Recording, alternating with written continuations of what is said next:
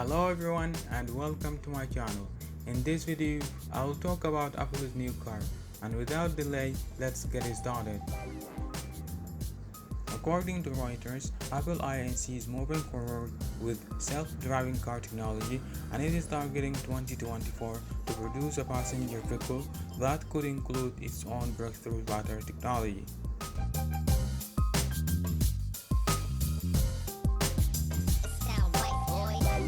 In 2014, Apple began working on a project called Titan, with upwards of 1,000 employees working on developing an electric vehicle at a secret location near its Cupertino headquarters. Several years ago, internal strife, leadership issues, and other problems impacted the car project, and in 2016, rumors even suggested Apple would shelve plans for its car, but Apple has overcome development problems and still plans to develop a consumer-facing car.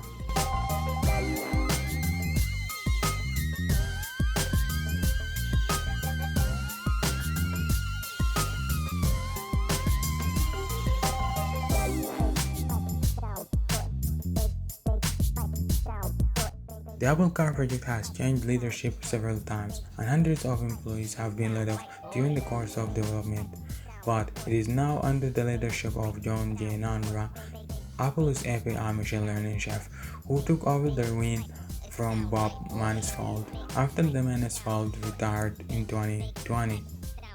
On January 8, 2021, the Korea Economic Diary reported that Hyundai released a statement of being in the early stages of discussions with Apple Inc. to jointly develop and produce self-driving electric cars. But there is an important question, which is, why does Apple interested in car industry?